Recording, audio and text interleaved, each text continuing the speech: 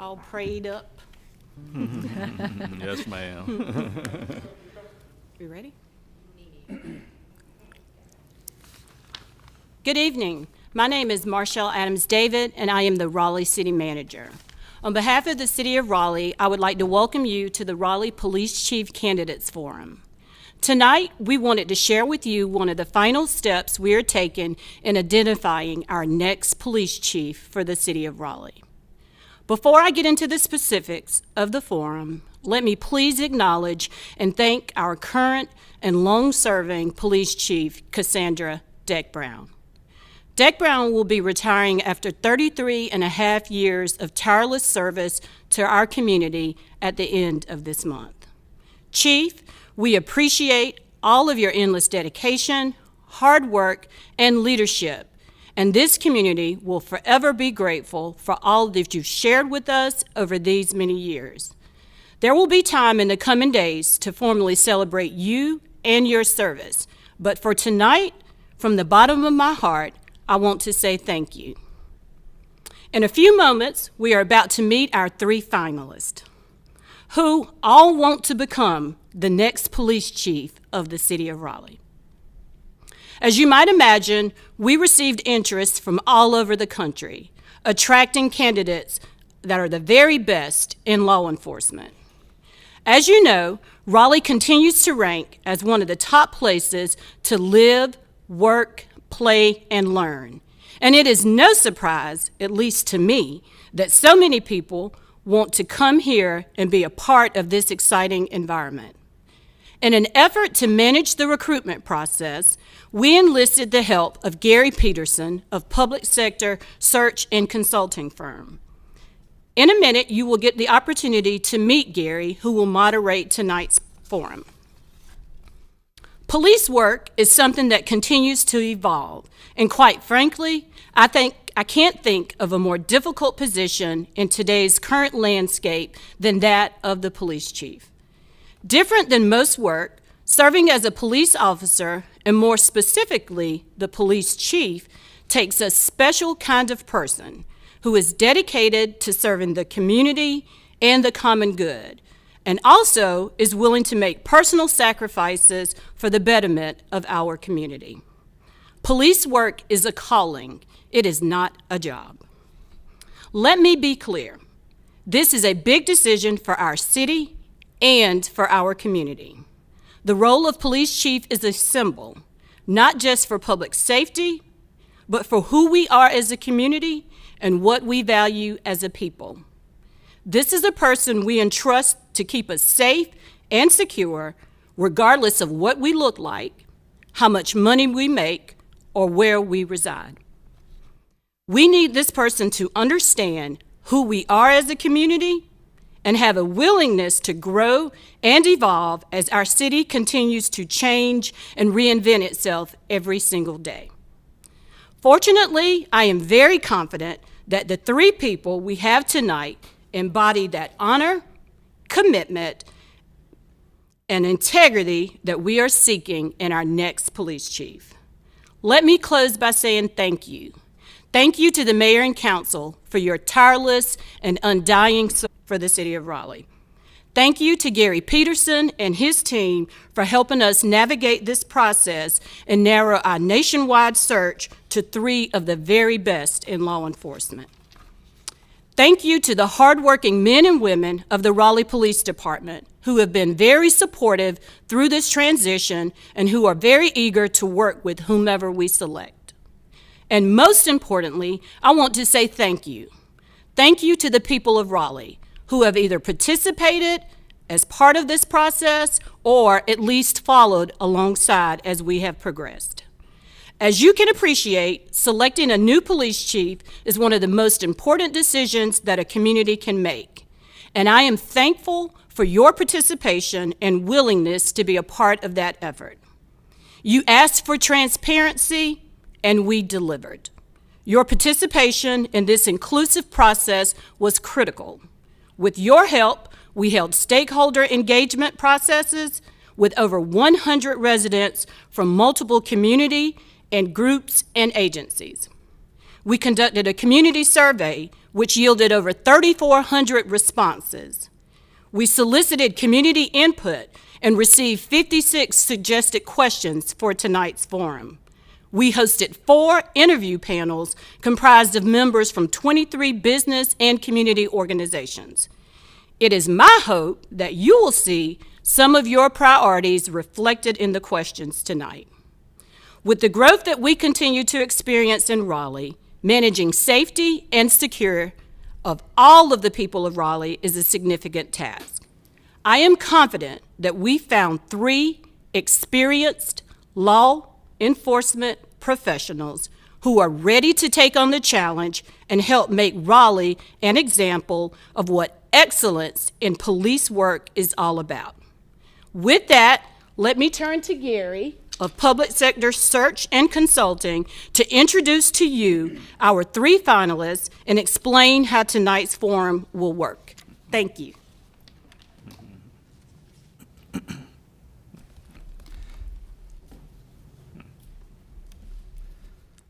Thank you, Marshall.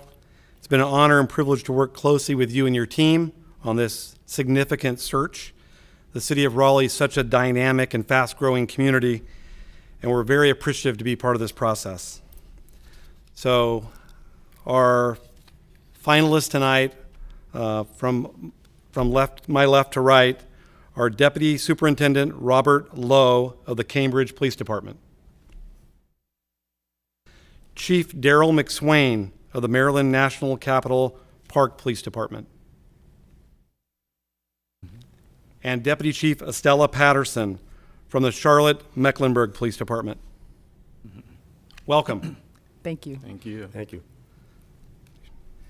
Tonight we're going to ask a series of questions based on the topics and themes submitted by members of the community. The candidates will have, each candidate will have an opportunity to answer each question. And we're going to get started. We're going to start with Deputy Superintendent Lowe. Please take a few minutes and briefly tell the viewers and the community about yourself, your career highlights, and why you want to be the next police chief here in Raleigh. Sure, and good evening. I'd like to thank the city manager for this opportunity to be here tonight. I think community input is so involved and important in this process, not only to this process, but to policing in general. My name is Rob Lowe. I'm a deputy superintendent with the Cambridge Police. I'm married and I have 4 kids, and they've been my support throughout my entire career, so I'm so appreciative to them. I've been a police officer for 20 years, like I said. Currently, my role as a deputy superintendent is working with vulnerable populations to make sure that we provide follow-up services to help them make sure that they get the services that they need. We work with populations such as unsheltered individuals, individuals managing mental health challenges, at-risk youth, individuals surviving sexual assault, as well as at-risk youth. We also spend a lot of time with community outreach in our business community. I really want to focus more, though, on the why and why Raleigh. So in addition to being an attorney and being in a doctorate program, I think it's so important to focus on the why. And for me, I wasn't really sure if this was a good fit. And so I did a lot of research online. I read the city's budget. I read the strategic plan, a bunch of online documents, and I still wasn't sure. So we decided to pack up our bags, and our family came down here to take a visit. And when we visited Raleigh, we found ourselves in a position where we couldn't believe the cultural diversity that we were experiencing, right? I can remember being in Pullen Park and saying we could see ourselves living here, right? And so we really connected with the community, the friendliness, the quality of life. And something that also drew me to Raleigh was the fact that I consider that I have a global perspective to policing. And what I really enjoyed was the fact that this police department was really trying to align the work that they're doing with the city. I really enjoyed reading about the gun violence reduction plan and how that was aligned with the strategic plan. So I really enjoyed that. I could tell you a quick story. I went to grab breakfast this morning, and so I went to grab a few things and coffee and some breakfast, and I went to go pay for it. And so the woman at the counter said, that'll be 10 cents. And I said, excuse me? And she said, that'll be 10 cents. And I said, how is it 10 cents? And she said, well, there was someone that came here before you that wanted to pay it forward, so you only have to pay 10 cents. Mm-hmm. And so for me, that just really gave me a sense of the experience that we've had with Raleigh, and I'd really like to connect with this community. I feel like I could make a significant impact in this community, and I look forward to this opportunity. I would like to echo the city manager's comments early on and compliment Chief Deck Brown in the work that she has done here and the great team here at the Raleigh Police Department, as well as this great city. So thank you. Thank you, Deputy Superintendent Lowe. Okay, we're going to go to Chief McSwain. Please take a few minutes and briefly tell the viewers about yourself, career highlights, and why you want to be the chief here in Raleigh. Well, greetings, Daryl McSwain and City Manager. Thank you indeed for this opportunity to be part of this panel here as well. Certainly was not taken lightly, and I'm honored to be here. And also echo your comments about Chief Deck Brown as well. I had the pleasure of meeting her through the FBI National Executive Institute. We both went through that same training, and found her to be a wonderful person to know, and obviously wish her the very best in retirement. Well, I'm currently the Park Police Chief, have been for 3 years in Montgomery County, Maryland, where I serve to protect as many as 400 different parks and 250 miles of trail within Montgomery County. It's a very diverse community, if not arguably one of the most diverse in the nation, with 1.1 million people. Our park system is visited on average by 14 million visitors estimated. And I've also been part of some startup programs, if you will, Police Activities League. Believe it or not, I used to oversee the Law Enforcement Gospel Choir in Montgomery County, Maryland itself, but also involved in other matters such as emergency management and crisis intervention. Prior to that, I was with the Montgomery County Department of Police for 30 years, where I retired as an assistant chief. I have 33 years total of progressive police experience, again in a very diverse community. 18 years of those have been at a command level. Vast experience in different administrative and operational aspects to include community engagement, collaboration, crime prevention, internal affairs, crisis intervention involving vulnerable adults such as the mentally ill that you spoke about before, employee wellness and safety, media relations, and even also animal services. And I believe this will be a great fit for me here, because when I thought about the qualities you were seeking in your next chief, I've got plenty of experience and also successes in issues involving transparency and accountability, success in recruiting a diverse work staff, implementing evidence-based strategies to include peer intervention, de-escalation, and also implicit bias, as well as experience with restorative justice programs. And why do I want to serve here? First of all, I love to serve. It is what I do on a regular basis, but it's what drew me to this profession. The city itself is a diverse city, but it's also growing. It's a city that's leaning in which the different entities are looking to work together, and they're also setting excellence as their standard. The agency, the Raleigh Police Department, is quite a very good agency, and the city should be very, very proud of it. Certainly, when I went around today, it only validated the research that I had already done on the agency itself. And then last, I will not necessarily see this as just a job, but more importantly, as a sacred trust between me, the government, but also every citizen and visitor within the city of Raleigh. Thank you. Thank you, Chief. Deputy Chief Patterson, please take a few minutes and briefly tell the viewers about yourself, your career highlights, and why you want to be the next Raleigh Police Chief. Good evening, Raleigh. Good evening to Madam Manager. Thank you for having me, as well as the citizens and the residents of Raleigh and the men and women of the Raleigh Police Department, a fine police department. Thank you so much for having me and allowing me to be a part of this opportunity. Certainly, as I think about the Raleigh Police Department and the work that not only the Chief Deck Brown, but every citizen and every officer of this police agency has put forward, is just an extremely amount of work. So I'm very pleased with that. Just to tell you a little bit about myself, I am a deputy chief currently with the Charlotte-Mecklenburg Police Department. I have been with CMPD 24 years. It'll be 25 in July. And I currently serve as the deputy chief over our patrol services, which includes our 13 patrol divisions, as well as our airport division and our operations command. In that capacity, I have the opportunity to work very closely with the community, which is my niche. That is what I'm about. From the first day of being a police officer, I have worked in community engagement, building community trust, building legitimacy within our community, and that's something that I certainly take pride in. That's something that I want to continue to do. Why do I want to be the chief at the police department here in Raleigh? Well, I would tell you very simply, because I want to make Raleigh the safest city in the United States. Raleigh is not far from that, and I want to continue to work with this agency to become a better agency. Also, too, I desire to be your chief because I know that you're looking for a leader to lead the men and women of this agency and of this organization. And based on my 24 years of service, my qualified service, I believe that I'm suited for that. And then lastly, too, I desire to be the chief because I want to push forward 21st century policing ideals. Again, we are in a time now in policing where it is more important than ever that we begin to rebuild the relationships with the community. I have experience in that area for my 24 years, and I want to continue to build on that, and I think this is a great opportunity to do that. Thank you, Deputy Chief Patterson. So for the next question, we're going to start with Chief McSwain. Chief, as the Chief of Raleigh PD, how would you go about building trust and respect between communities and the police who serve them?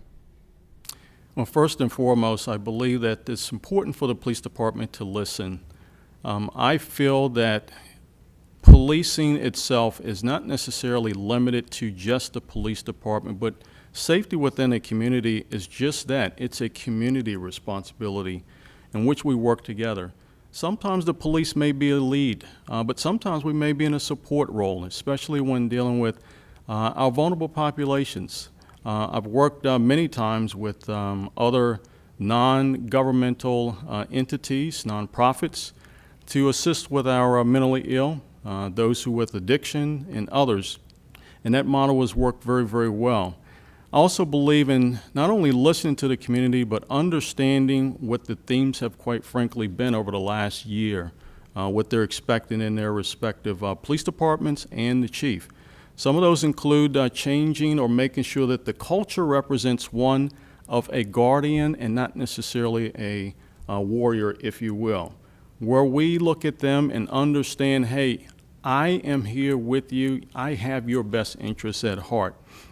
Just importantly, making sure, and especially in communities that are growing, such as Raleigh, to ensure that we're also culturally competent, that we understand different ethnicities, different backgrounds, that we have a sense of emotional intelligence as well as social intelligence as well, that we're that much more well-rounded when dealing with the public that we work with. Transparency is a very, very big demand, if you will, of the public itself, something I've been involved with regularly, and transparency means different things to different people. So whether it's through electronic means, whether it's through publications, in-person meetings, ongoing monthly dialogues and meetings, whatever that respective community desires, that should be also one of my priorities. Accountability as well. We have to ensure that people can trust that we will hold ourselves to the same standard as anyone else. And the last two I'll mention as well is community engagement itself. Being present, but also being present in the way that the community wants us and desires us to be. That may change from different communities to different communities. And then last, collaboration. Understanding that we cannot do it alone. We must work with our different governmental partners, faith community, civic organizations, community at large, business, and also the government, as I mentioned before. Thank you. Thank you, Chief. Deputy Chief Patterson, as the Chief of Raleigh PD, how would you go about building trust and respect between the communities and the police who serve them? Yes. So I would go about building trust and legitimacy with the community by three guiding principles that I lead my life by. Firstly, integrity. Second, transparency. And thirdly, accountability. And with integrity, starting with integrity, let me start there. I'm a person that holds myself to the highest standards. And in doing that, I also will ensure that those under me will do the same. In building trust and legitimacy with the community, you have to be connected. If you want the community to trust you, you have to be embedded in the community. So as your chief, as your leader, the first thing I would do is reach out to all our stakeholders in our community. Ensure that they understand that our officers and I, myself, is committed to them, and that we're going to work with them, and we want to hear from them. We want their feedback to know what they want in the community. Part of my 100-day plan as the new chief would be to meet with each stakeholder in the community. And I will not wait for them to reach out to me, but I would be proactive in reaching out to them. I believe that starts to build trust, and it builds integrity and also legitimacy within the community. In terms of transparency, that's one of my guiding principles as well. Everything that a leader does, everything that the police department does, should be around transparency. As a leader, that's what I would do. I would ensure that everything that our officers are engaged in, that they would be open to the public, that we always have our body-worn cameras on, that we're capturing the things that we are doing. That's part of transparency. And then thirdly, accountability. That's one of my guiding principles as well. I will build trust with the community legitimacy through accountability, ensuring that we set very clear goals and expectations for the organization as well as the community, and allowing the community to hold us accountable. I believe that accountability starts with me at the top with the chief. I would challenge the community as their chief to hold me accountable for the actions of my officers, and that accountability then would flow downwardly where I would hold my officers accountable as well to the community. So in order to build trust and legitimacy, the community has to trust you, certainly, but you build that legitimacy by having integrity, by having transparency, and also by having accountability. And as your next chief, those are the things that I would do and instill in my officers. Thank you, Deputy Chief Patterson. Deputy Superintendent Lowe, same question. As the chief of Raleigh PD, how would you go about building trust and respect between the community and the police who serve them? Right. So I'm proud to say that I come from a community that embraces a community policing model. And really what that is two pieces. One is the philosophy, which I define as working with the community to identify problems and help the community solve the problems. There's a second piece to that, which is an organizational alignment to make sure the organizational structure is aligned with the philosophy. So that's the first thing. We saw these benefits in Cambridge, Massachusetts, when we had civil unrest like many other cities in the country, and we had protests and we had demonstrations. And out of all those protests and demonstrations, I was actually directly in charge of two of them. One where 2,000 people showed up to voice and express themselves and voice their opinions. And I could say that in that particular instance, we didn't make one arrest, no one was injured, and there was no property damage. So that's the benefit of community policing, and that's what we experienced in Cambridge. I would also say there's two other pieces that we have to address, and I think for us as police departments is we have to acknowledge the fact that there's been generational impacts on communities of color. And so one of the projects that we're working on in Cambridge is a historical injustice and present-day policing project where we bring community members together, and as well as the police officers, to give them information on how police action in the past has impacted people in today's present age. And so the third piece of that is implicit bias. And the focus of my research at NYU is on implicit bias, not only in raising awareness on implicit bias, but how do you develop strategies on how to interrupt its impact in officer decision-making. So I think these three things will help build trust and respect with the police and the communities that we serve. Great. Thank you.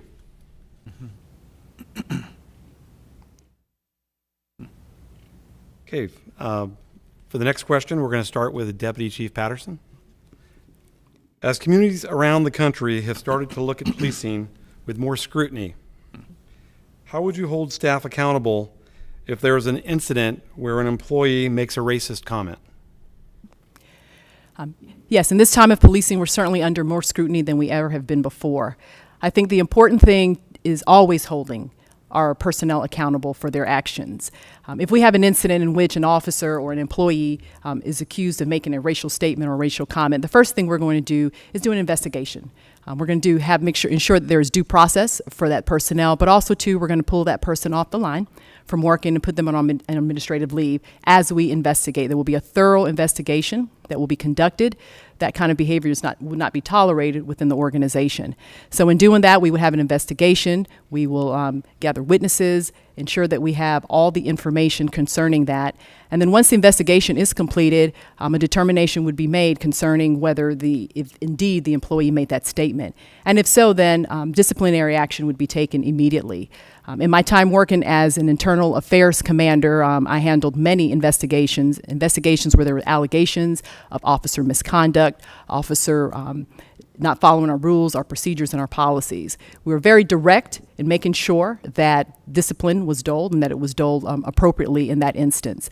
I will tell you as your chief, I will not tolerate any kind of behavior where there is bias, where there is racism, where there is anything that undermines the community or undermines another member of our organization. Swift and decisive discipline will be doled out in that instance on that individual. I want to make sure that the community is very clear that as we start to build the community, it is important to build trust, as we had talked about before. And in doing that, they have to know then that our officers are complying with all our rules and that there is no bias in the way that we police and that there is no racial undertones as well. That is very important to me. So as a leader in that instance, I would take very decisive action concerning that employee. Thank you. We're going to go the same question we're going to go with Deputy Superintendent Lowe. As communities around the country have started to look at policing with more scrutiny, how would you hold staff accountable if there's an incident where an employee makes a racist comment? Right. So I absolutely would not tolerate that behavior. And like my colleague just mentioned, conduct an investigation. And if it's determined that an individual or an employee did that, they would be separated from the organization. There's no place for that in this profession, and I would make sure that that happened. But just in terms of accountability, I also agree that it starts with the leader in the organization. And really, I believe the leader is also responsible for creating an environment where officers feel comfortable with reporting that behavior. We have this notion in police training when we go to firearms training and we're out on the firearms line and we have this saying that everybody's a safety officer, and at any moment anybody can call a ceasefire and stop the training. We need to create that type of culture in policing as well, that when officers see inappropriate behavior, there's an environment where they feel comfortable reporting that behavior and making sure that their colleagues are meeting expectations. So to answer your question, that behavior will not be tolerated. Mm-hmm. Thank you, sir. You're welcome. Chief McSwain, Thank you, sir. same question. For 3 years, I oversaw our internal affairs division within Montgomery County. But it was done at a time also when we were working with the Department of Justice due to complaints by the NAACP regarding discriminatory practices, whether it be traffic stops or other matters as well. I was brought in by the chief who was appointed at that time to finish out the last 3 years of a 5-year agreement. It was not a consent decree, but it was an agreement to essentially ensure that our internal affairs process was made more transparent, more efficient, less intimidating to the average public member, but also the members within the agency itself, to ensure that there was a culture where people understood that we're held to a high standard. To whom much is given, much is required, and we're public servants. We did just that. Many of the reforms that were conducted still remain today, and we serve in a capacity I think is much more responsible to the public itself. For any racist comment, it's not representative of who we are or what we expect of any of our officers. So certainly there will be an investigation done. But just importantly, regarding accountability in general, one of the things we always have to ensure that the policies that we provide and develop are clearly understood by every single member within the agency. In addition to being understood, we have to ensure that we support them with training as well, training on those respective policies, and especially evidence-based training that is developed. Just as importantly, we have to ensure our leadership at every single level, line officers and all the way up to the top, to include yours truly, are also enforcing the policies that we have set and also leading an example as well. Protocols then also have to be set in place where they serve as a check and balance, a type of trust but verify. So whether it's a use of force issue, i.e. if there's a use of force report, then every time a use of force report is given, there should be a review of the body-worn camera automatically to ensure that we are staying true to the policy provided. And then also, just as importantly, the reward system. We have to ensure that our reward system is one that rewards quality, good behavior that we expect of every single member, but we don't promote and put people in specialty positions or other rewards, if you will, if they are not consistent with the policies that we have set. So indeed, to whom much is given, much is required, and it starts with the chief and the expectation of every single member within the agency. Thank you, Chief. Okay, we're going to go to Deputy Superintendent Lowe. Start with this question. As cities across the country see a rise in gun violence, how would you go about developing strategies to address gun violence in the city of Raleigh? Sure. So when I looked through the data, the Raleigh PD data, I realized that the majority of gun violence impacted young African Americans between the ages of 18 and 24, both gun suspects and gun violence. So as a police department, I'd like to ask, like, what are we doing to support this vulnerable population, right? What are we doing to support African Americans 18 to 24 years of age that are dealing with these issues? And so what we use in Cambridge Police is a focused deterrence model. We partner very closely with a not-for-profit called ROCA, who helps deal with individuals that are court involved and try to support them in getting reintegrated back into their community.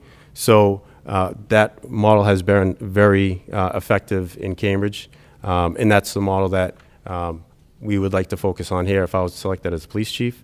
And obviously working with the stakeholders and getting their input in terms of what they think is the most effective and appropriate here for the city of Raleigh. Thank you. You're welcome.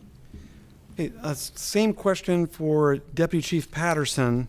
As cities across the country see a rise in gun violence, how would you go about developing strategies to address said gun violence in the city of Raleigh? Yes.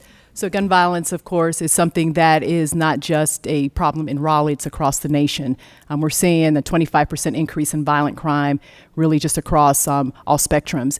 When we look at gun violence and all violence, really, we have to recognize that this is a public health crisis.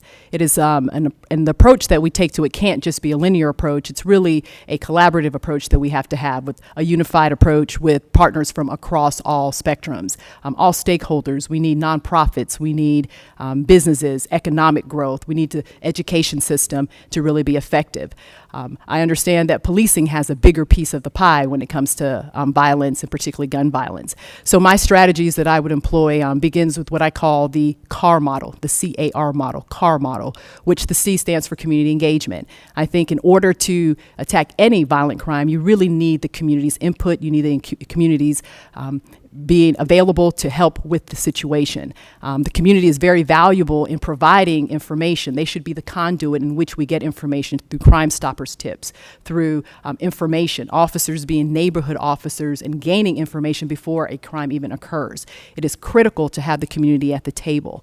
Also with the CAR model, the A, analytics, data, and technology. It is important to use as much technology in a time where we're having to use when we have less officers. We have to certainly do more with less. And so having force multipliers such as technology, analytics, data, really studying that information and ensuring that our officers are in the places they need to be and that the technology is there to help us is very useful.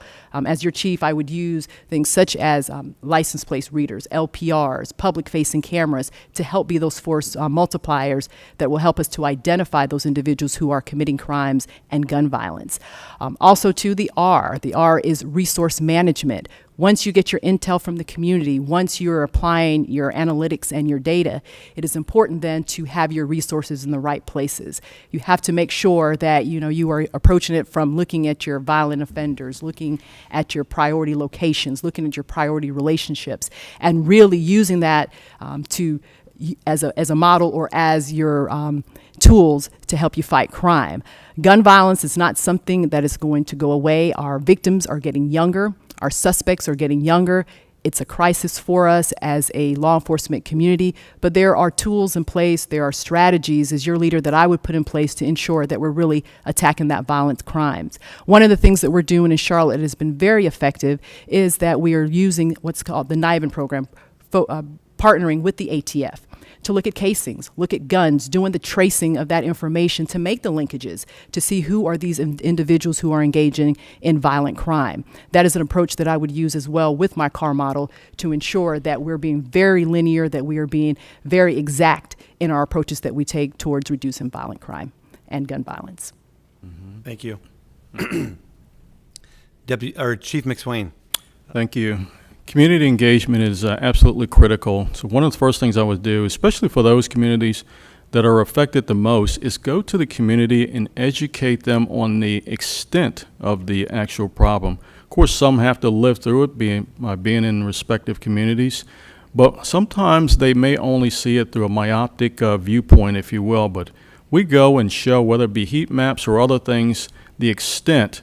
I think it helps to create a sense of urgency, if you will, whereby they say, hey, well, what can we do to help with this problem? Because no one wants to live in an environment like that. So first of all, I believe in educating the community on what the challenges are, but also giving them tools in which they can actually help, whether it be through anonymous phone lines, tip lines, and also cash rewards and those types of things as well.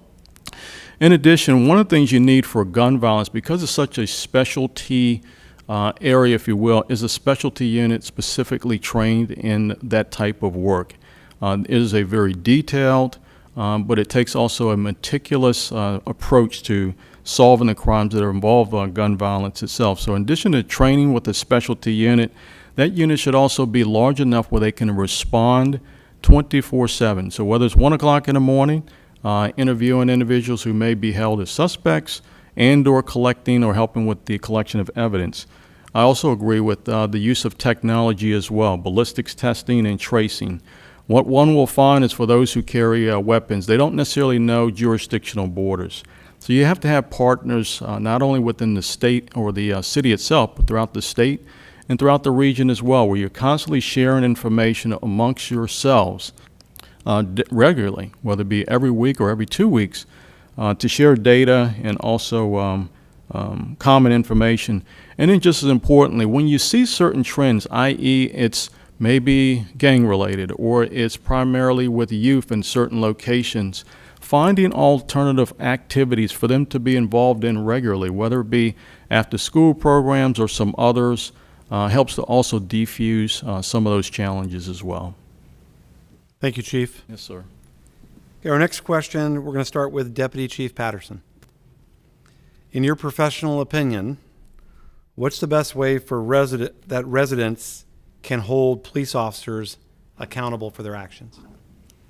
So I believe the best way that residents can hold police officers accountable for their behavior is by being present, by being engaged, by being available to talk to their police officers and let them know what is on their mind, what they want. So one of my plans is for the Raleigh Police Department, is to incorporate what I call neighborhood policing. It really goes back to the basics of policing. It's where every officer is a neighborhood officer. And particularly for our field services officers, they would adopt neighborhoods in which they would just go out, knock on doors, talk to residents, introduce themselves to those community members, and then just talk to them about what they want for their police department. I believe when you do that and you start to build that rapport, then the community feels comfortable then talking to officers and holding them accountable for their actions. Also, too, in holding them accountable, I believe that Raleigh, I think, has a newly formed community advisory group. That is one way to hold police accountable as well. Laying out the expectations that that board and that entity has for the police department, communicating that through the city manager's office and to me as your chief, and then me knowing then what the expectations are for the police department, and then they hold us to those expectations.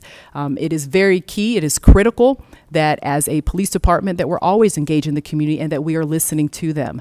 I told you earlier that as the new chief, I would make it a point to meet with stakeholders in the community, to talk to them about the expectations, to talk to them about what they want from their police department, and then they can hold me accountable to that.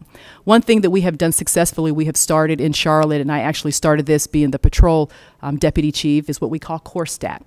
Core Stat is an opportunity once a month for the community to meet with our police officers in each division, and we rotate it through the divisions. Each division presents their core stat, and core stat is not just talking about crime and crime numbers, but it's also educating the public about what we are doing as a police department, talking about our wellness program, talking about how we hold our officers accountable. And during that core stat session, in the very end, I always ask our community leaders, what do you want to see your police department doing for the next 28 days? And so they tell us, and we keep record of that. And our plan is to, on the next core stat session, that we will report out to them. That way they're holding us accountable for the things we're saying that we are going to do. I think that's an effective way for the community to have input, and also to very publicly for them to be able to tell us and for us to show them that we are being accountable to what they have asked us to do. And certainly if the expectations are unattainable or unreasonable, we will tell them that, but we will be very honest with them concerning what their expectation is and how we are doing and how we intend to do it.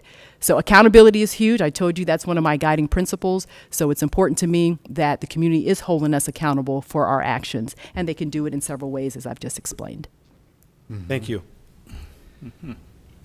Chief McSwain, in your professional opinion, what's the best way that residents can hold police officers accountable for their actions? Well, first of all, do understand that we work for you. As a police chief here in Raleigh, I would not necessarily see my only boss as just the city manager, but every single member within this community as well. And obviously I serve the members of the Raleigh Police Department as well. One of the things that I certainly encourage community members to do is understand that we serve you, but we need you to be engaged also, to be a part of the solution, if you will.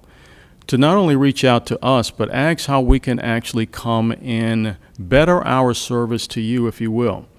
Some things we inherently may know, but other things we may not know, whether it's simply a community that we are still learning, what cultural expectations you may have.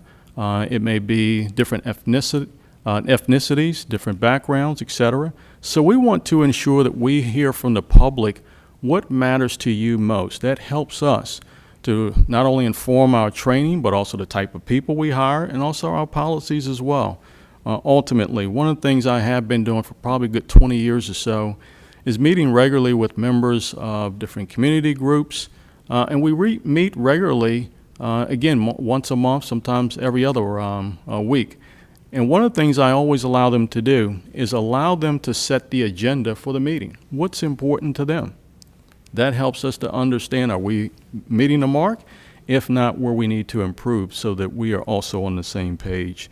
Coming forward, if it's a matter of concern, whether it's a policy violation or something, I can't stress enough, it's so very important for them to get involved and share, whether it's, again, anonymously, whether they want to do it in person or through a third party. One of the things I have found is that the vast majority of public safety officials, officers, are good, decent, hard-working people that I've been proud to work with for many, many decades now. But there are a few that don't always represent the profession. And those few can make it seem like there's a much larger group that is like them, if you will. But to the degree that you can tell us those individuals that are not necessarily representing the badge well, the sooner we can address it so that we're obviously accountable to you. And then last, one of the things I certainly look forward to doing, if at all possible, is starting the Citizens Academy. I believe it's so very important to find a way where community members can not only learn about the public or the police department itself, where the curtains are somewhat pulled back, but in an engaging and fun environment, if you will. And I believe that's so very important to help break down some of those fears, if you will, but also some of those barriers. Thank you, Chief. Deputy Superintendent Lowe, in your professional opinion, what's the best way residents can hold police officers accountable for their actions? Sure, and I would like to recognize that Raleigh PD is already doing some of these things, right? So I would like to acknowledge their iCare program, their Acorns program, and also the Police Advisory Board. And I had the opportunity to actually watch all of the meetings of the Police Advisory Board, right? So they're doing a lot of these things, and I think that's great. I think for me, being present is important, and that means when there's an issue in the community and you're trying to solve problems, you have to be there. And one of the things that I like to do is I like to get as close to the problem as I can. So whether that's a homeless encampment or any other issue that the community is dealing with, I like to be out in the community to hear from the residents. And we also do what we call a community stakeholders meeting, and we do that quarterly, where we bring community stakeholders in to talk about the issues. What can we do to support each other? And then, we have a networking session where we can share ideas and learn about emerging threats and opportunities to grow. So that would be another thing that I would do, and I think that would build an opportunity for residents to hold police officers accountable. Thank you, sir. Okay, our next question, we're going to start with Chief McSwain. If the city council or city manager ordered you to implement a policy that, in your opinion, would put your officers in immediate danger, how would you respond? I believe that the partnership between a police chief and city manager, or those that he or she responds to, should be one that's built upon mutual respect and also an understanding of authority. I do understand and I respect authority. But I also believe that those in positions of authority, for those who are responsible, and certainly Raleigh is a very responsible government, they want to hear honest assessments about a policy or a procedure. The reason why they hire individuals such as a police chief is because of the experience that we've had, over many, many years, to inform them about matters that will affect the community itself from personal experience. So I would personally share that information with those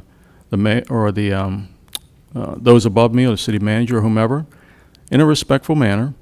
I will carry out my responsibilities as long as they're not illegal, unethical, or immoral.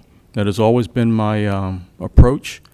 Certainly, if we're still asked to do it, we have to find a way to mitigate the risk, if you will. I don't believe in putting officers in harm's way.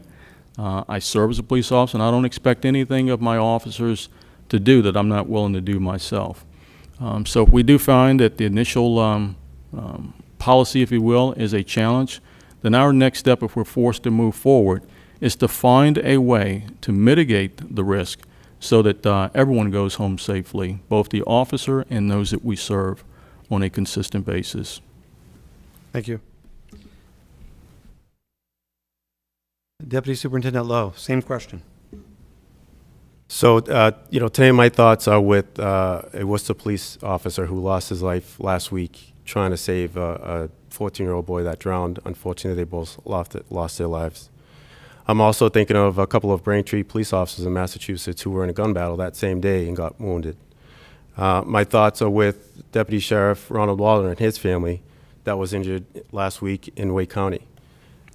This is a very difficult job, and I feel like it's my responsibility to make sure that we're putting the officers in the best position possible to make sure that not only they're going home safe at night, but also the residents and community members that they're interacting with. And so if there was a policy that I felt that was putting officers in danger, I would... in immediate danger. In immediate danger.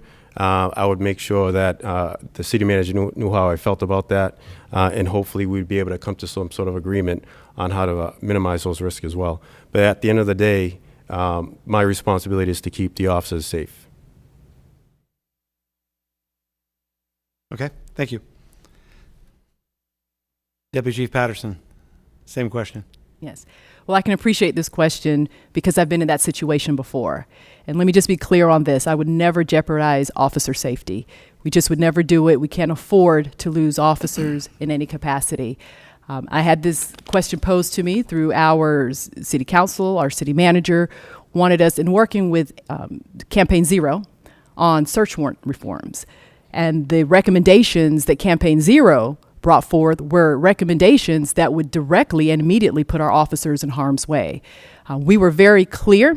I was very clear when I presented to City Council the reasons why. I think it's very important to explain the reasons why something is unsafe through the lens of a police officer or law enforcement. So sitting down with the council, with the city manager, as it may, to talk about those whys and why it is unsafe to do that. I would hope, and my intentions if I become the chief of Raleigh, is that I would have a great relationship with the city manager, a very open relationship where we can talk very openly about anything pertaining to public safety.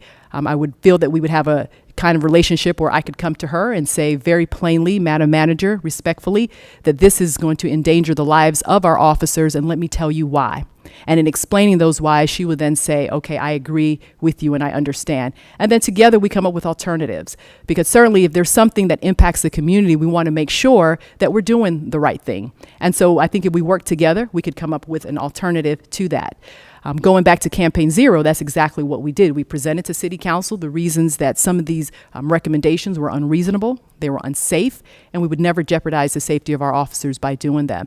And certainly once we explained to them why, they understood very clearly, and now they were asking us, well, is there some legislative changes that we can make? Is there something we should bring to Raleigh to talk to the legislatures about to modify some of our laws and such to be able to do things safely? So I could certainly appreciate the question. I can appreciate them being open to doing that. But at the end of the day, I want to make sure that I establish a kind of relationship with my boss that we can talk very candidly and very plainly about anything, and that she would be open and accepting of that. Thank you. Next question, we're going to start with Deputy Superintendent Lowe. Please tell us what procedural justice means to you and where it fits into your vision for the community and the police department. Sure. So procedural justice to me means that we're making sure that we're giving our community members a voice in the process. We're also making sure that we're being trustworthy and that we have great intent.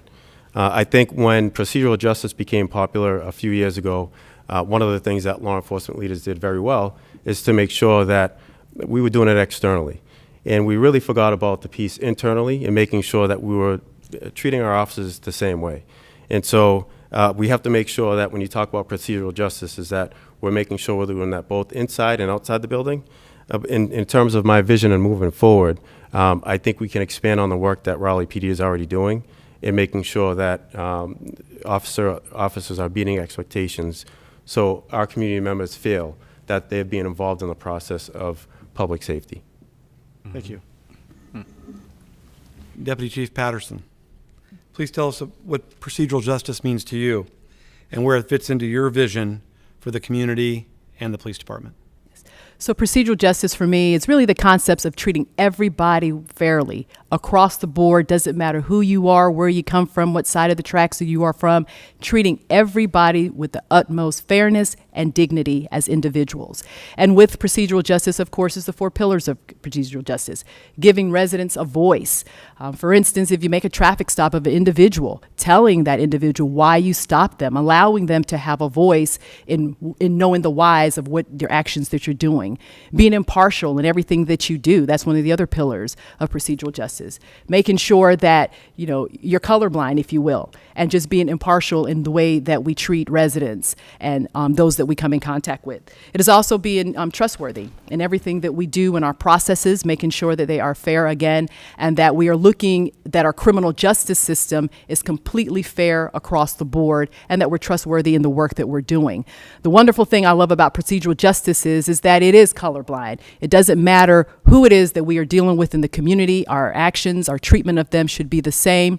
Procedural justice, I think, is a great concept to really introduce to police departments because officers tend, and I think we've seen it, my colleagues have seen it in this profession. We feel that there's a lot of scrutiny right now in policing, and officers sometimes may feel that, you know, it's another race-based type of training, and really it isn't. Procedural justice exists in every part of our organization. It should be incorporated in everything that we do. If we treat everybody fairly, if we give everybody a voice, if we're impartial, if we bring down those barriers, it is a benefit not only to our community, but it's also a benefit internally.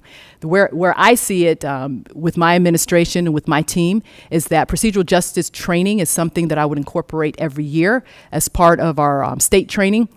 We will make sure that in addition to our state training that we have procedural justice training. We will go on from there, of course, to have cultural sensitivity training as well as implicit bias training and such. But I think it starts with procedural justice because, again, it is treating everybody exactly the same, no matter who the individual is. Thank you. Chief McSwain, please tell us what procedural justice means to you, sir, and where it fits into your vision for the community and the department. Sure. The most plain way I can state it is treating people like you want to be treated. Procedural justice, treating people like you want to be treated. Over the last 2 years, 3 really, since I've taken over the current agency I'm with now, we've trained all of our personnel, and I also go through the same training with my members in cultural competency. We brought in members from various aspects of the community to inform our cultural competency program because we want it to be organic to the community itself. Just as importantly, all have been trained, or we've sent members off for training in fair and impartial policing as well. In addition to implicit bias, as I said before, most officers that I've worked with over the years are good, decent, hard-working people with a good heart. And some, quite frankly, just don't know what they don't know. And it's up to us as leaders to teach them, to help them to understand, whether it be because they just simply didn't get it growing up, and or they just simply came from an environment in which they did not have to interact with others who do not look exactly like them. It has to be fair, it has to be transparent, but one of the things I believe in is, I mentioned before, evidence-based training, but also believe in training that goes beyond just simply checking a block on a chalkboard, if you will, or a dry whiteboard or something. But I believe in training that actually touches the heart, where you come in and you leave a better person. One of the things that I've done with my entire command staff, to include all of our supervisors, is we take them on a full-day trip down to the Holocaust Museum in Washington, D.C. There they have a program with law enforcement where actual Holocaust survivors give a tour, but then they finish the tour and talk about the role of police in a modern society and how we can be either agents for that which is negative and or agents for good. And I will tell you that everyone that I've ever known that has gone through there said, I left a different person, understanding the tremendous impact in a positive way we can have in the public safety sector. And then internally, we have to be what we want others to become also. Internally, it's important within the police department to practice the same. So whether specialty unit selections or promotions, our processes have to be fair. They have to be transparent, and they also have to be processes in which people have faith in the actual process that took place. So whether it's a traffic stop in the community and or other things, fair and impartial policing is treating people like you want to be treated also. Thank you, sir. This next question, we're going to start with Deputy Chief Patterson.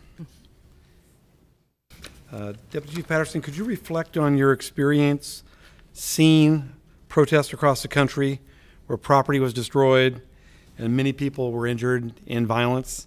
Mm-hmm. How would you address large-scale protests? What are you willing to do or not do in protests and managing those, and why?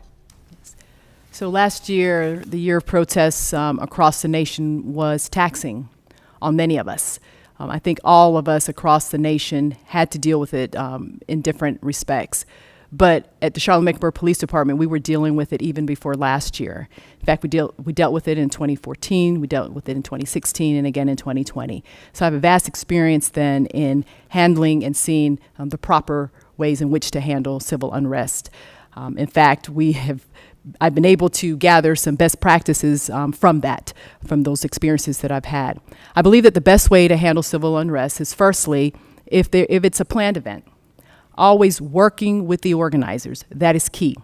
Ensuring that we are talking with the organizers, getting all the information we can about attendance, who's going to be there, the kinds of things, and very clearly setting the rules of engagement so they understand what is going to be allowed and what's not going to be allowed.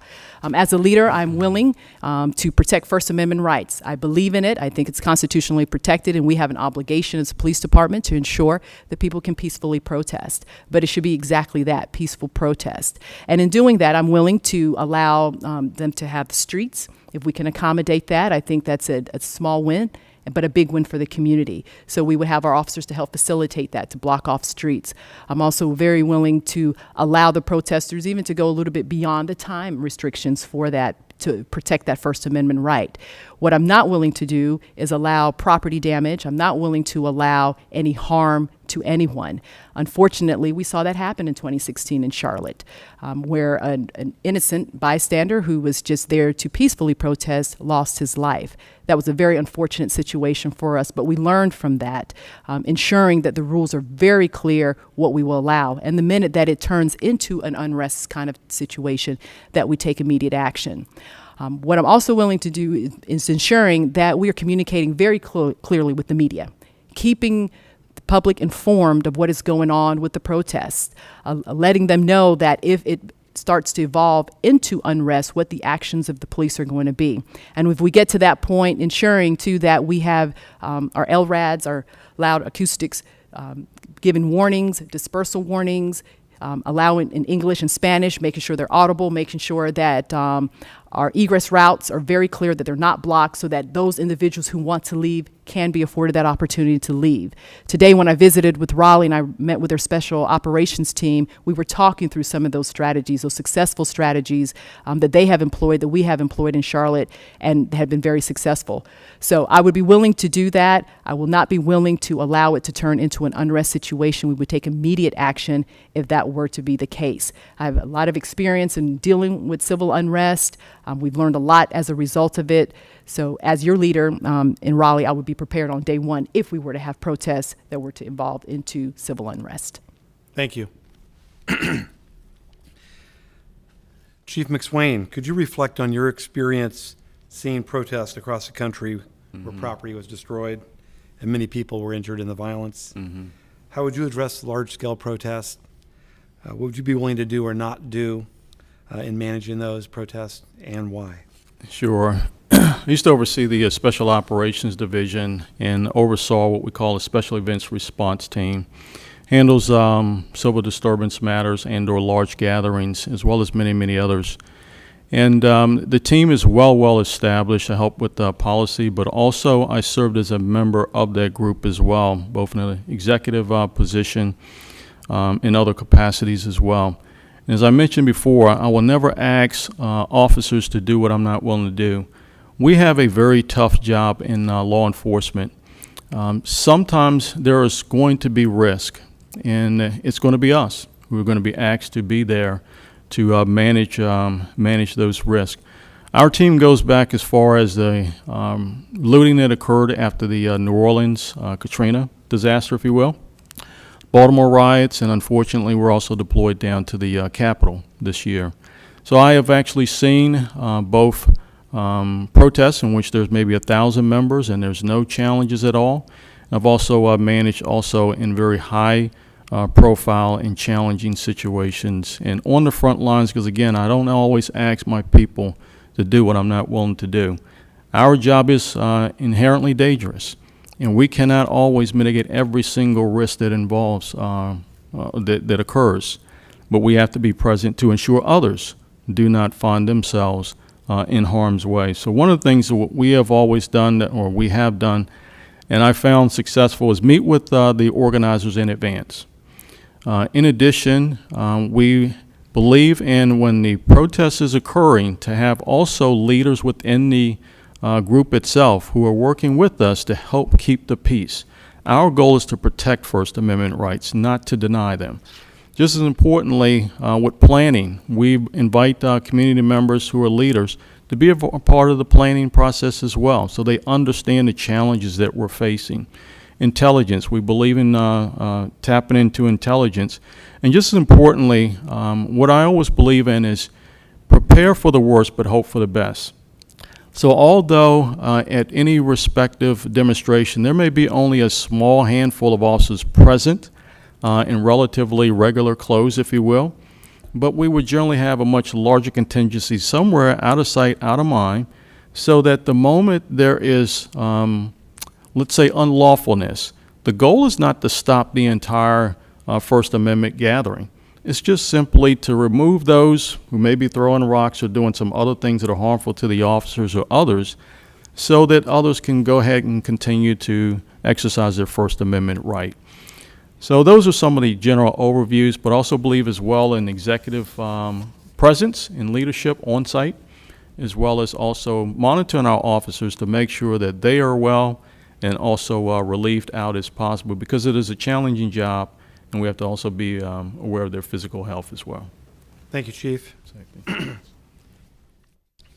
Deputy Superintendent Lowe, could you reflect on your experiences seeing protests across the country where property was destroyed and many people were injured in the violence? How would you address large-scale protests? What are you willing to do or not do, and why? Sure. So as an attorney, I'm an advocate for First Amendment rights. So in terms of what I would not do, I would not tolerate property damage, and I would not tolerate violence. I would welcome the community members to come out and voice their opinions. And I've actually, again, I've been directly responsible for 3 major incidents. The first was a planned event where we had 2,000 of our members in the community come out to express their opinions. And there was no arrest, there was no injury, and there was no property damage. The second incident was another planned event, and about 200 to 300 people came out and were disruptive to vehicle traffic. They were able to express themselves, and we supported them, and we made sure that they were able to express themselves safely. And again, I think it's really important that you work with community stakeholders in collaboration with people that are the organizers of these protests to make sure that we're communicating and making sure that the protesters are doing expressing themselves safely. And then the last experience that I've had was with an unplanned event where there was civil unrest at one of our malls in the city where about 1,000 of our young people became unruly. And it took about 100 police officers from 6 different agencies about 4 hours to resolve that issue. We did deploy pepper spray. We did make 6 arrests, but we were able to resolve the situation where no one was significantly injured. So my experience with these issues has been successful in the fact that when you have these relationships with the community and you build that trust, again, you can have these best case scenario outcomes. Thank you. This next question, we're going to start with Chief McSwain. Chief, historically, proactive policing has played a critical role in crime reduction strategies across the nation, and oftentimes with unintended consequences. Mm-hmm. In your experience, what are some of those unintended consequences? Yeah, certainly for certain communities, you have to be sensitive to the lens through which they look at certain activities, especially involving the police. For example, if you're dealing with an immigrant community that comes from a nation in which, unfortunately, the police are regularly seen as a negative arm of the government, if you will, it is very frightening. For other communities, and especially also refugee communities, depending on where they come from, for certain communities such as the African American community, depending on their background or experience with certain officers, they may also feel like you're over-policing my respective community and you don't necessarily have my best interests at heart. So one of the things that I have found that works, I'll use a location, I won't mention it by name because it's a public forum, but we had a community that was primarily a community of color, but it had a long history of drug dealing and the appropriate violence that goes along with that. Really quickly, what we understood is that we could not necessarily just simply respond to the symptoms of drug dealing and the robberies and everything else that followed, but we needed a holistic approach to solve the problem once and for all. So one of the things that we did, we went to the manager, this is a multi-dwelling apartment complex, and we said, this is the scope of the problem. We want you to help us out. We were able to put a couple of individuals in that location who actually stayed in an apartment, if you will. And we ultimately identified 2 groups. One, those who were the dealers, if you will, and those who were just simply addicts, who were addicted to the product, if you will. Ultimately, through an investigation, we were able to separate the 2, and we brought the entire community together. We took the group that was the dealers, if you will, chronic, especially with their history. They were prosecuted. But the others, we brought them to the community as well, sat them on the front row with the community there. And we said, we have your best interests at heart. We understand your users. To a degree, you're victims. We want to help you.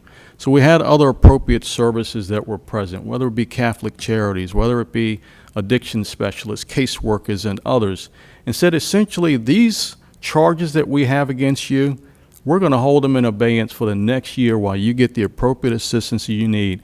And the help is right here in this meeting here to work with you. State's Attorney's Office is on board just as well. Ultimately, that proved to be an excellent example of restorative justice. Those members went on, obviously, to undoubtedly accept that offer, and the community has never, ever gone back to the chronic problems that we had before. To me, that was an example of the community understanding we're not here to over-police, collect the numbers, but ultimately we're here to serve, to solve the problem once and for all, but we need your help working with us. Thank you. Deputy Superintendent Lowe. Historically, proactive policing has played a critical role in crime reduction strategies across the nation, and oftentimes with unintended consequences. In your experience, what are some of those unintended consequences? Sure. So I think we all recognize at this point that we can't arrest our way out of some of these issues, right? And we can't do it on our own in terms of the police department. So we have to work collaboratively with city agencies in dealing with these issues. The unintended consequences can be sometimes it erodes trust between the police department and communities of color that have had these issues historically. I think some of the things that we did in Cambridge in terms of vulnerable population is we knew that some of these unintended consequences were having significant impacts. So what we did in Cambridge is we created a community court where we brought in unsheltered individuals that typically had substance use disorders, and we try to get them connected to services. We also created a mental health session for individuals that are having mental health challenges so we can connect them to resources as well. So I think it's important for all of us to recognize as a community that, again, we can't arrest our way out of these issues, and that we have to work together to make sure that we're supporting our residents. Thank you. Deputy Chief Patterson, same question. Historically, proactive policing has played a critical role in crime reduction strategies across the nation, oftentimes with unintended consequences. In your experience, what are some of those unintended consequences? Yes. So my experience, some of the unintended consequences of being proactive in communities is firstly that we over-police, and particularly in our communities of colors, as my colleagues have stated. I mean, we've seen that repeatedly, that has occurred. And I think really the situation that you find yourself in, the solution is this. We should be in those communities, yes, because they need the police presence in terms of the police being there as guardians to assist and help and make that community better. However, we shouldn't be enforcing certain things, such as regulatory stops, that kind of thing. We should, in those communities, we should not just be stopping an individual because their tag is expired or there's an inspection violation on their vehicle. We should make traffic stops where there is a public safety issue. When you start making those kind of regulatory stops, then you're over-policing that community, which then causes issues in terms of trust with that community. Also, too, an unintended consequence of being in those communities is that we start to criminalize certain things. Particularly, I think about those who are experiencing homelessness. When we see them, we want to arrest them for trespassing, or the community, if they're on a property, a business property, they're wanting you to take action to arrest them. So you start then criminalizing an individual because of their situation. As a police department, as a police agency, that should not be our role. Our role should be to build the trust within that community. So the alternative then is that we should be in those areas where we're experiencing crime or issues, but we should be there to build the relationship. It goes back to what I was saying with my model of being a neighborhood officer, having our neighborhood officers present in those communities, knowing who those individuals are. If somebody is experiencing homelessness, then we have intervention programs that we can work with nonprofits to get them assistance, to get them affordable housing, whatever the situation is, rather than then arresting them or taking some kind of enforcement action against them. Community policing is so important in this era that we are in. It is what I know, it's what I've come up in, and I'm always looking at solutions, at ways that we can really connect with our community to make our community better, not to over-police our community, because really ultimately it ends up being our communities of color that end up suffering in these types of situations. So I think we should invest our resources in providing programs, things that's going to help those individuals in the community. I'm a huge proponent of diversion programs, particularly for our younger generation, so they don't end up in the pipeline of criminality. And I think we can do that by being present in those communities, knowing who those individuals are, connecting with them as much as we can, rather than simply being there to over-police them or to take enforcement action. Thank you. This next question, we're going to start with Deputy Superintendent Lowe. Training is critical in progressive police departments nationwide. What new or creative training ideas will you bring to the Raleigh Police Department? I think training is very critical, and I'm a big proponent of professional development. Some of the things that we're doing in Cambridge that has worked for us is we have what's called Integrating Communications Assessment Tactics. It's ICAT training that's held by the Police Executive Research Forum. And what that training does is it helps officers trains them to learn how to deal with individuals that are suffering from mental health crises that are armed with a weapon other than a gun. So it's a de-escalation type training. I think de-escalation training is so important for police officers, and that's what we do at the police department in Cambridge. I also think training in terms of duty to intervene is important in creating that environment where officers feel like they can report when officers aren't meeting expectations. We also have crisis intervention training where officers learn how to respond to individuals in crisis. We also have trauma-informed training where officers are helping individuals who are surviving a sexual assault, help them get the support and resources that they need. We also have, again, historical injustices training, where officers are learning about generational impacts that policing have on families today. We also have implicit bias training, and again, my research is focused on that, not only to build that awareness, but how do we develop strategies on an impact to interrupt that impact that it has in officer decision making. So these are just some of the trainings that we do in Cambridge. They've been really beneficial for us in the work that we do, and this is something that I would like to explore in the police department in Raleigh. Thank you. Deputy Chief Patterson, same question. Training is critical in progressive police departments. What creative ideas are you going to bring to the Raleigh Police Department with respect to training? Yes. So I had the opportunity to visit the training academy today and talk with some of the instructors and meet them. And I can tell you that RPD is doing great work around training. But some of the different things, creative training that I will bring, firstly, is really training that is focused on de-escalation. De-escalation training. At Charlotte Mecklenburg Police Department, we have a de-escalation training facility.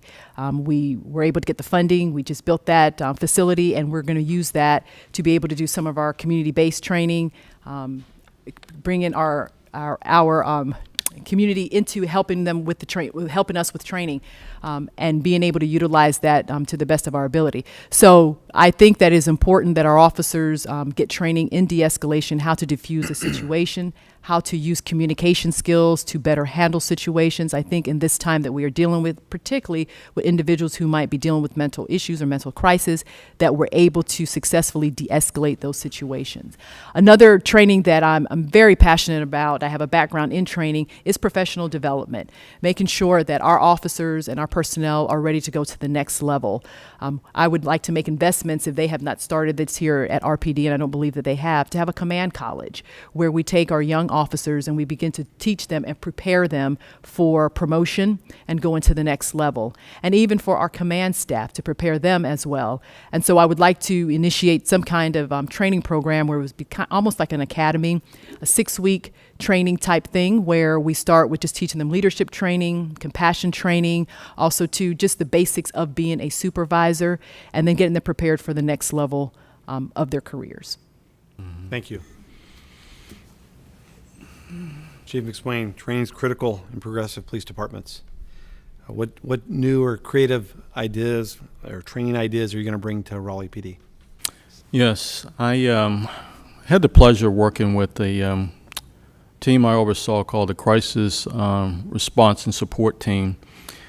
It was a training or a group, if you will, that went out regularly to help to meet the needs of our more vulnerable members within our population. Within the respective county I come from and work in currently, we unfortunately had as many as 6,000 calls related to mental illness. So one of the things I truly believe in, ultimately, we also see those types of calls going up across our nation for one reason or another. So one of the things I would certainly invest in is mental illness training, crisis intervention training, if you will, not only recognizing the respective signs, but also communication tactics and ways to de-escalate those types of encounters. Just importantly, those suffering from certain substance addictions, as well as those indeed also who have intellectual developmental disabilities, such as those with Alzheimer's, and or our populations that may deal with autism, Alzheimer's, as well as others as well. Indeed, also reality-based training for tactical purposes as well to help minimize the chance of negative instances, but also help with the capabilities of our officers in challenging circumstances, especially in low-light situations, judgmental training exercises, if you will. Develop or bring a leadership development institute within the agency as well to include training such as in involving law enforcement, leadership within law enforcement or police agencies that we've actually had in place for many, many years. And I have found that to be a tremendously beneficial training to ensure that all of our leadership grows and continues to develop along their career. ICAT training as far as de-escalation, but also we've also started and trained all of our personnel in what is called active bystandership for law enforcement officials or our personnel. It basically deals with peer intervention, if you will, on-site peer intervention.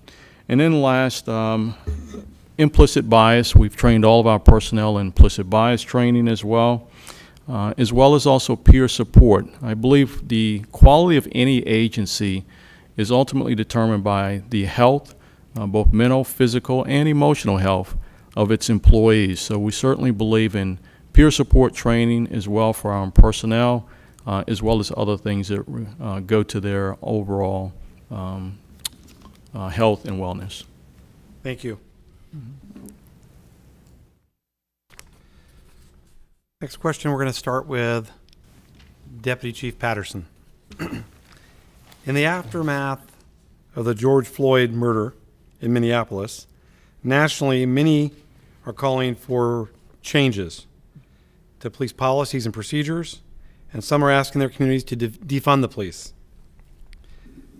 How have you led in your department during this time? What's gone right? And what would you do differently now? Yes, the tragedy that happened last year is one that has really opened our eyes to some of the injustices historically between the police and the community, unfortunately. But we have learned from it, and now we are moving forward. In my agency, we have done several things, and I have led a couple things.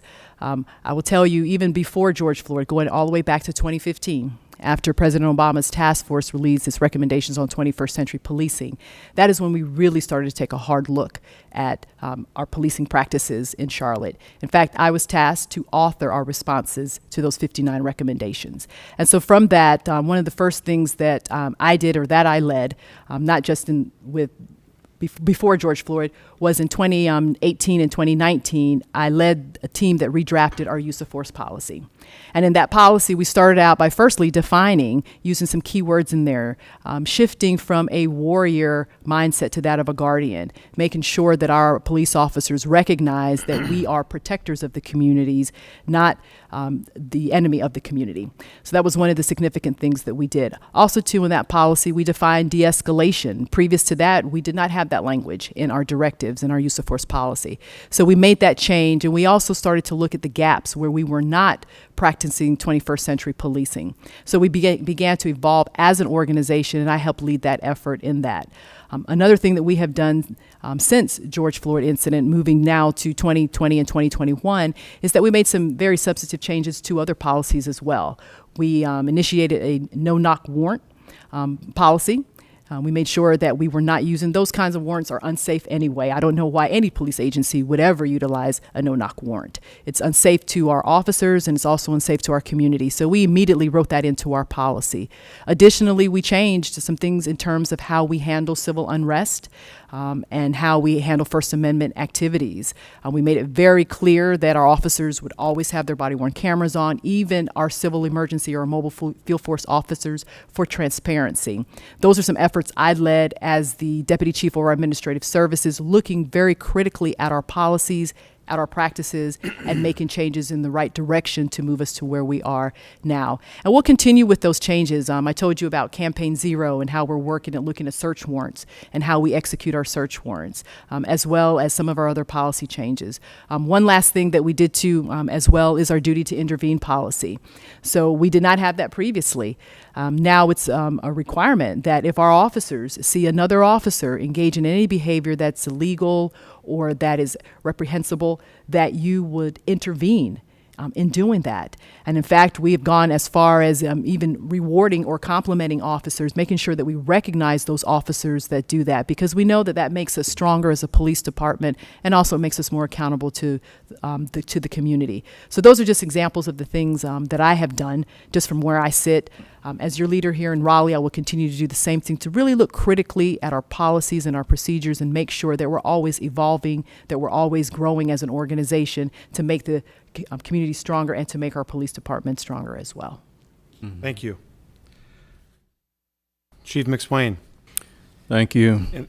In the aftermath of the George Floyd murder in Minneapolis, nationally, many were calling for changes to police policies and procedures and practices, and some were asking for communities to defund the police. How have you led your department during this time? What has gone right, and what would you do differently now? Mm-hmm. The last year was probably the toughest year that I've had as it relates to spending a significant amount of time encouraging our officers and keeping their morale up. 5 years ago, give or take, when, as we may recall, when the 5 Dallas officers were shot, I remember going to roll call because officers had tears in their eyes. They were afraid to go back on the road because of the reactions that they were getting from certain people. They'd be on traffic stops and certain individuals would drive by and say, "I hope that what happened to those members in Dallas happens to you." And for the younger officers, it was terrifying because they had never experienced anything like that, had not been through the Rodney King issues and other things as well that had occurred over time. So last year, what I found myself doing is kind of revisiting some of those same experiences for those officers who are currently with us now. And first of all, I went to the roll calls, every single one of them, and start educating, especially our younger members, why people were reacting that way. And I wanted to ensure them as this: the vast majority of members in our public respect and appreciate public safety, but they don't want reprehensible type of acts like that to continue. They want police agencies to stop it some way, shape, or another. So one, not to take it personally. Then I wanted to ensure them also, even through community surveys that I had actually implemented for the agency I'm in right now, is that, and not only do they support you, but they want to work with you. And then I challenged them and said, hey, look, let's focus on what you can do, because if not us, then who? We still have to go out and make sure that we protect and serve in our public. So one of the things that I had already done well before George Floyd, at least a year in advance, is I had already taken a look at our use of force policy. And I saw some blind spots. So first of all, we made sure that de-escalation was already in our use of force policy. We required supervisory personnel to be on the scene. Just as importantly, a duty to report if they saw inappropriate action, and also to intervene if they witnessed certain inappropriate activity, and also to provide aid to those who may have been injured on any respective scene. But then also we provided additional training, what I call don't create the moment. When you can, slow things down. ICAT training, integrating communications assessment and tactics, again, implicit bias, de-escalation, and other things. And we have found that that has made a tremendous difference, not only in their morale, their focus, but also their effectiveness as well. Thank you, Chief. Deputy Superintendent Lowe, in the aftermath of the George Floyd murder in Minneapolis, nationally, many were calling for changes to police policies and procedures and practices and asking for their communities to defund the police. How have you led in your department during that time, since then, and what's gone right, and what would you do differently now? Sure. So I honestly believe that we can support change and we can support police at the same time. I believe that they're not mutually exclusive. Policies and procedures are extremely important, but I think the culture of the organization is so much more important than that. And so one of the things I did, again, is, you go to a lot of community meetings and individuals have conversations about surrounding race and police, how police are interacting with communities of color. And so what I did in order to lead that is I decided, along with the support of the city manager and the police commissioner, was we wanted to work with Harvard University professor Dr. Banaji on implicit bias at the Cambridge Police Department. And so we were able to get approximately 1/3 of our police officers through this project. And what a unique feature about this project is that it was voluntary. Typically, when you see this type of training, it's through some sort of federal consent decree or annual in-service training, and our project was voluntary. And when we studied the data, we realized and we learned that the officers had an overwhelmingly positive experience with the training. And so the next step of that process is to develop these strategies where we can implement mechanisms to interrupt that in officer decision-making. So that was one way I led. I also helped a neighboring agency in their reform efforts. One of the things that I'm also proud about at the Cambridge Police Department is when 8 Can't Wait came out with their initiative, the Cambridge Police Department had already 7 of those items implemented already. So those are a lot of the things that we were already doing right. I think there's always more work to do, but I really think that until we address the issues of systemic racism in policing, that we're not going to be able to move forward. And I really think that we can have that conversation. And I think we can have it in a way that it doesn't divide us, but brings us together. Thank you. Next question, we're going to start with Chief McSwain. Chief, tell us about a police department community-based organization collaboration in your community. Describe the program, the benefits for both the community and the police department, and your role in that particular program. I pause because I wonder which one do I start with. It's literally been the hallmark of my entire career. I love working with the community. Started what we call the Police Activities League when I was a relatively young officer. Work with various youth groups and mentoring programs. I mentioned even before about the Law Enforcement Gospel Choir, overseeing other things. But I think what I'll probably highlight is a deflection model that we started. The acronym is STEER, S-T-E-E-R. Stands for Stop, Triage, Engage, Educate, and Rehabilitate. And what it is, and it helped us certainly within the opioid crisis that we were experiencing, we found that with the opioid crisis, not only were people dying at an exponential rate, if you will, a couple years ago, but unfortunately many were suffering in silence and would not call the police thinking, hey, I'm a user, I've got this product, and or they were with their friends as well. So we created a program called Speak Up, Save a Life.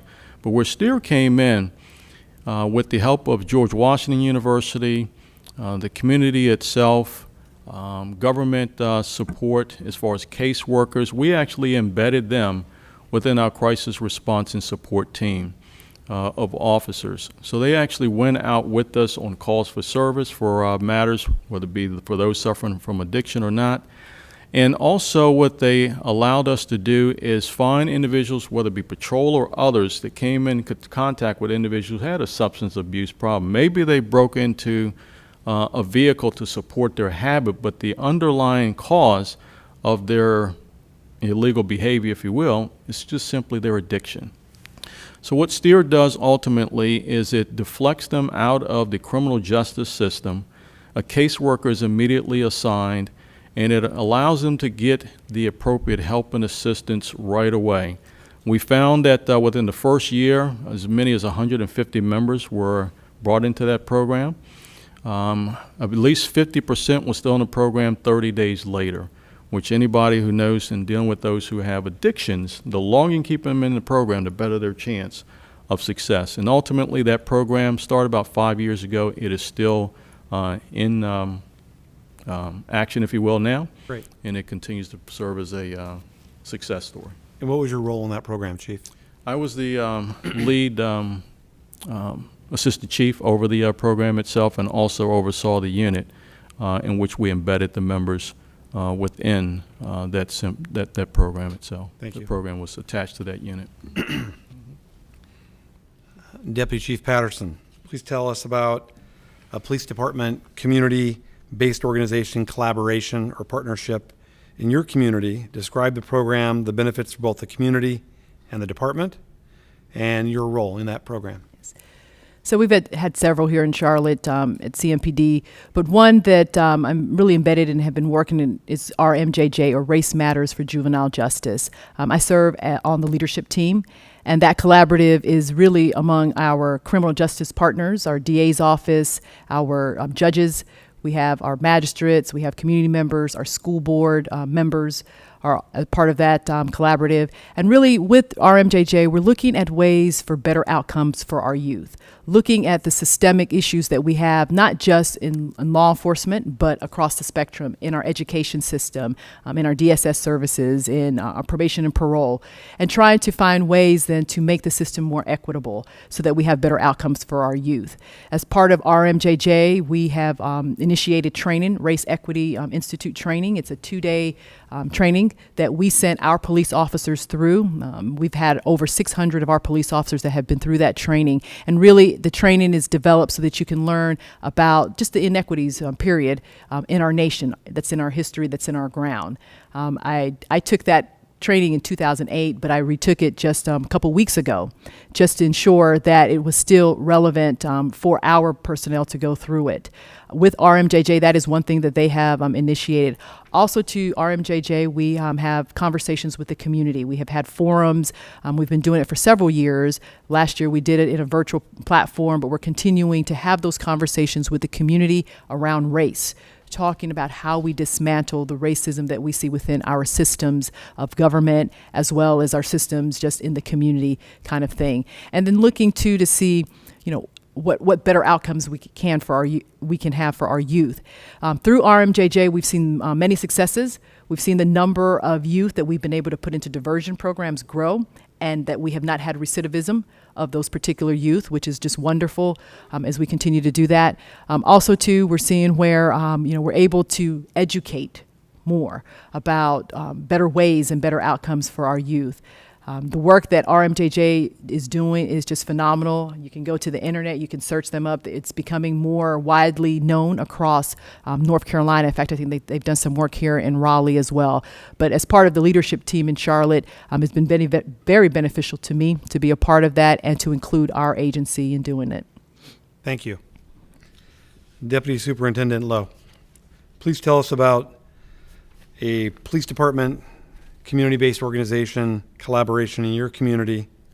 Describe the program or collaboration and the benefits for both the community and the department, and please provide your role in that collaboration. Sure. So early on in the pandemic, the city recognized that we were going to have to create some more space for unsheltered individuals. So recognizing that, the city decided to convert portions of a basketball gymnasium into 3 different centers. One center for healthy individuals that are unsheltered and needed somewhere safe to stay. Another center for those that needed to isolate. And then another center for those that needed to quarantine. And I'm very happy to say that the city manager as well as the police commissioner assigned that project to me as a project manager, working with all of our community stakeholders, both in the city as well as service providers. And since then, we've been able to help between 60 to 80 people a day that are unsheltered. We did that for approximately 8 months. We recognized that we had to give the school back to the district, so we identified an alternate location, and the city invested over $3 million in renovating portions of an unused hospital, and we transitioned there. I manage that transition process as well. And to this day, I am still the project manager, where we help about 60 people that are unsheltered a day, making sure that they have services that they need. For me, that's been the biggest contribution that I've had. There's been a huge benefit to the city, not only making sure that unsheltered individuals have somewhere to go, but we're also making sure that individuals get housing as well.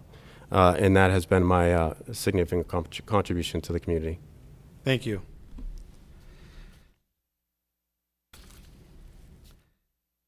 And Deputy Superintendent Lowe, we're going to stay with you for this last question before you guys do a closing. Change typically accompanies new leadership, and police departments tend to push back on substantive change. What's your experience working with employee groups? What strategies have you What strategies have you used to resolve controversial issues without ending up in protracted conflict? Sure. So, I think in terms of credibility, one of the things that I've always done when I've gotten promoted or moved throughout the agency is I've made it a practice to meet with staff one-on-one. And I thought that was so important, to make sure that you're checking in on personnel and making sure that they have the support and resources that they need. In terms of change, I think one of the benefits of me being in this program that I'm in, that I have a year and a half left to go, but I'm looking forward to that, is it's in leadership and in innovation, right? And so we study organizational behavior, we study change models, and so it gives us a skill set on how to implement change. I think because of the credibility that I have with the officers who I work with, that I value, I have a great working relationship with both the unions that represent employees at the Cambridge Police Department. And so I've always been able to come to some sort of middle ground with officers and help them understand the change that needs to happen and guide them through that change. And so there's various change models that you can implement, but I think at the end of the day is building those relationships with the people that you work with, so when there is conflict, you can resolve that conflict. I haven't, thankfully, had to address resistance to change protractedly. Okay, thank you. Deputy Chief Patterson. Change typically accompanies new leadership, and police departments tend to push back on substantive change. What's your experience working with employee work groups, and what strategies have you used to resolve controversial issues so you don't end up in protracted conflict? Yes. Change is difficult for everybody. Many people do not like change. However, what I have found to be very useful and very effective in implementing change is to explain the whys. Have a conversation with your team and explain why you're making the change or why the change is needful. One example of that is when I was a division commander and we looked at our staffing model. It wasn't sufficient to cover the crime issues that we were having. And I knew that we were going to have to make some changes. And I know that was going to make many people upset because it was going to take them from their comfort level. So the strategy that I use, and I think that is a great one to employ, is that I went to my troops and I said, you come up with the strategy. You come up with the staffing plan that you feel would be appropriate for the team. And they were very much on board in doing that because they wanted a change in the staffing. They didn't necessarily want me to come up with it, but I believe that they wanted a change. So I tasked them with doing that. I challenged them to do it, and I gave them two provisions. I said, one, it must cover the crime issues we're having. I need the maximum amount of staffing during the times that we're seeing crime in our community. And then secondly, I told them everyone in the division has to agree with it. I need 100% participation, otherwise we won't do it. And in challenging them to do that and explaining to them why we needed to do that, they went on their own and they initiated that change, brought it back to me, presented it to me. I looked at it, I was pleased with it. I then had to take it to my bosses who were a bit resistant to change, did not want to do it, but was able to convince them finally that it would be beneficial. And as the leader of that division, I should have that autonomy to be able to do that. And so ultimately they did agree with me. I was able to take that back to my troops. They agreed with it. and then ultimately really became the model for the whole entire organization. We started the 10-hour shifts with my division when I was a captain. So that's just one example of how I was able to bring about positive change. It really at the core begins with talking, laying out very clear expectations of what you want, and then allowing your personnel to have input into the decision. Explain to them the whys. One thing I know about police officers is if you explain the whys to them and let them be a part of the decision making, you empower them to do that, then they're willing to go with the change. They may not agree with it, they may not like it ultimately, but if they have some say in it, they'll be able then to be able to digest it. So that is a strategy that has worked for me. That's one I will continue to use, and I know that we'll be able to get great outcomes as a result of that. Thank you. Chief McSwain, change typically accompanies new leadership, and police departments tend to push back on substantive change. What's your experience working with employee work groups? What strategies have you used to resolve controversial issues without ending up in protracted conflict? Sure. Well, I come from an environment where we've had employee bargaining units my entire career. And what I currently do, ever since I was a district commander, I regularly meet with members from the bargaining unit. I believe in developing relationships. I don't believe you only meet when there's some type of controversy, if you will. And whether it's quarterly, whether it's monthly, or whatever, we just simply chat about where we collectively see ourselves going over the next year, next 2 years, next 3 years, and how we can work together to bring initiatives to fruition. What I've found is, although there may be differences of opinion of how to get there, many times we have the same goals as far as what we want to see in the outcome itself. So one of the things I believe is involving them in the development process. Let's face it, there's some universal truths. People want to be respected. They want to be asked as opposed to being told. They want to know why. And they would rather also have options as opposed to threats, if you will. I have found that in an agency of 2,000 members, I have experienced very few grievances because of those actions taken on the front end, developing those relationships, involving them in the process, but then also sharing in the successes. When we see the outcomes, we see the benefits, it's not necessarily Daryl McSwain's project. It's, union such and such leadership helped to work through this process, or a community member such and such helped us with this project, or provided some expertise, if you will. And ultimately, we all benefit for the entire agency. And I have found that that serves as a very healthy environment, but one that also allows for continued growth and change, where people are no longer afraid of that which they don't know, but willing to lean in and be a part of the solution. Thank you. And I want to thank all the candidates for listening to our questions and providing responses this evening. Thank you. At this time, I want to give each candidate an opportunity for 2 or 3 minutes to say anything else they want the community to know about them. And we're going to start on the other end of the table this time. We'll start with Deputy Chief Patterson. Thank you, Robert, and thank you for this very seamless process that, Gary, I'm sorry, that we've been going through. So I would just like to say to Raleigh today, I'd like to begin where I began at the beginning. Ensuring that your community is the safest community is my top priority. When I look at the police chief, the role of the police chief is a very significant role.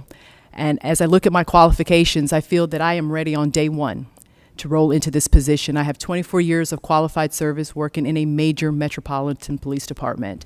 I have led from where I have been in my agency from the front. I am the kind of leader who's very decisive. I lead my troops. I allow them to have input into the decision-making process. I think that is very important. And as your next leader, as I look at the Raleigh Police Department, it's a highly reputable, highly respected police department.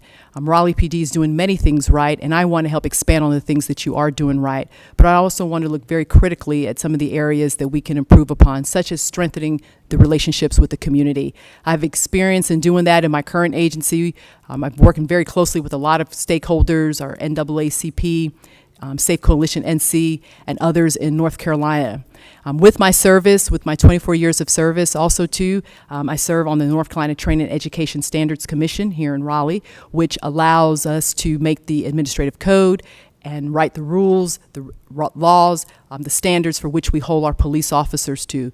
Being a commissioner on that board really gives me leverage and an understanding of what we need in policing and be able to make changes and substantive changes in that area as well. Also, too, I am a high-energy person. I'm always on the go. I'm always looking at how we can look at processes, make them better, the things that we need to do to really serve our community. I'm the kind of leader that is always at the forefront, being that change agent if I need to be that, to make our organization better. So for this reason, and many others, too, that I've talked about tonight, I want to serve as your next chief. It is important to me that we make Raleigh the safest city in the United States, and that we take this police department into its next best years. And I believe that I am fully qualified and that I am the best person to do that. Thank you.